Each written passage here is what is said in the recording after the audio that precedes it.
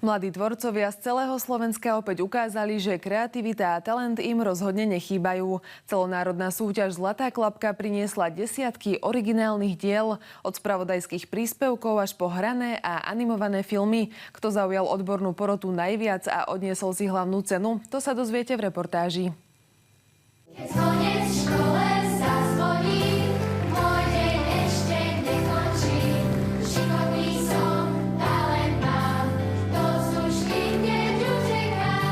Zlatá klapka je pre mňa veľká inšpirácia, lebo vlastne celý rok sa mám na čo pripravovať. Celoslovenská súťaž Zlatá klapka, ktorú už 14 rokov organizuje Základná umelecká škola Jána Albrechta v Bratislave, opäť ukázala, že mladé talenty majú čo ponúknuť. Zapojilo sa až 200 žiakov z celého Slovenska, ktorí predstavili svoju tvorbu v rôznych filmárskych kategóriách, od spravodajstva až po hraný či animovaný film.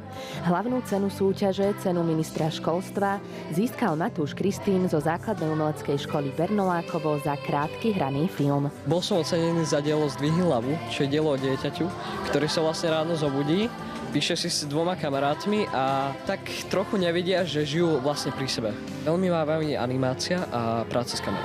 Chcela som jednoducho vytvoriť niečo, čo trochu pobúri, lebo keďže teraz je doba rôznych kríz, tak chcela som navodiť takú myšlienku, že nemôžeme sa skrývať a musíme bojovať a že nemôžeme byť ticho. Si ľudia myslia o našej generácii, že trávime veľa času na mobile a na sociálnych sieťach, a vlastne bol cieľom ukázať, že není to úplne pravda. No, veľmi rád by som sa venoval dokumentárnej réžii alebo réžii ako takej a všeobecne chcem tvoriť. Okrem toho, že naši študenti už študujú na prestížnych univerzitách buď doma alebo v zahraničí od Kalifornie až po Austráliu, tak pracujú už aj v mienkotvorných médiách, v televíziách a tento rok sa stalo, že účastnička Zlatej klapky pred pár rokmi dostala práve teraz Českého leva za réžiu a dostala aj 7 nominácií, takže nás to veľmi teší, keď vidíme, že táto súťaž má význam a že tie deti naozaj potom v živote sú veľmi úspešné. Ceny odovzdával aj riaditeľ televízie Teatry Maroš Havrán. Zdôraznil, že mladé talenty majú v našej televízii dvere otvorené. Keby sa niekto prišiel pozrieť do nášho newsroomu v Teatrojke, tak rozhodne zistí, že podporujeme aj veľmi mladé talenty. Kdokoľvek z tých ľudí, ktorí tu dnes stali na tom pódiu, nájdú uplatnenie, keď stará rozhodnú aj v spravodajstve, aj v publicistike. Slovenská audiovizuálna tvorba sa vôbec nemusí bať o svoju budúcnosť, pretože tu extrémne množstvo veľmi talentovaných detí a mladých ľudí. Víťazi Zlatej klapky stážujú v televíziách, takže je to pre nich taký štart do budúcnosti. Viem si predstaviť, že by som pracoval aj v televízii Teatry. Asi nie. Neviem. Možno.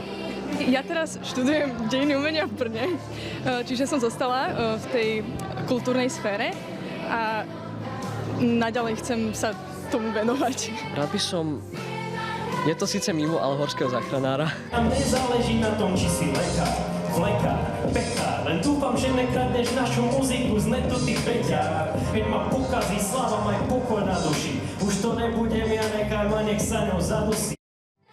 V mnohých prípadoch potrebujem veciam porozumieť, možno na ne poukázať. A je dobré, keď vyrastá mladá generácia, ktorá vie uchopiť tému, vie si predstaviť komunikáciu, možno zo svojho uhla pohľadu, svojimi očami a tým pádom ju približiť či už svojim rovesníkom alebo iným generáciám. Som taká šťastná, že som videla toľko talentu a boli tam aj tie témy spracované, ako napríklad sociálne siete, hej, tie displeje, monitory a versus ten život naokolo, každodennosť v realite, kde človek ide von do prírody. Ja som veľmi rada, že som mohla byť súčasťou tým, že som mohla darovať knihy, ktoré mi vyšli koncom minulého roka.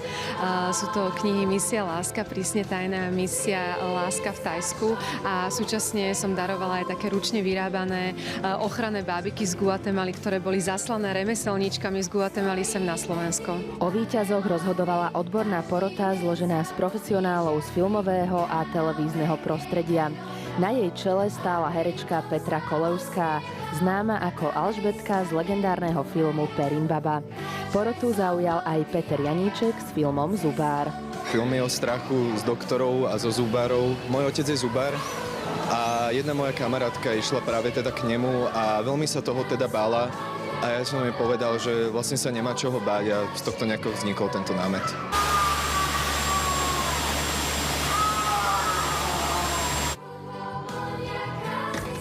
tých diel trčalo a bolo vidieť nadšenie pre kreativitu, či už išlo o technické záležitosti, ako sú strih alebo kamera, ale aj výkony pred kamerou. Keď som mala 18 rokov, tak som šla prvýkrát na konkurs za televíznu hlásateľku v Košiciach a neprijali ma.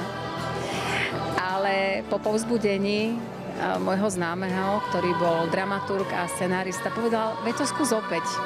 A vtedy som pochopila, že neúspechom sa človek nemá odradiť. Veríme, že sa počas cesty za svojím snom nenechajú odradiť ani mladí tvorcovia.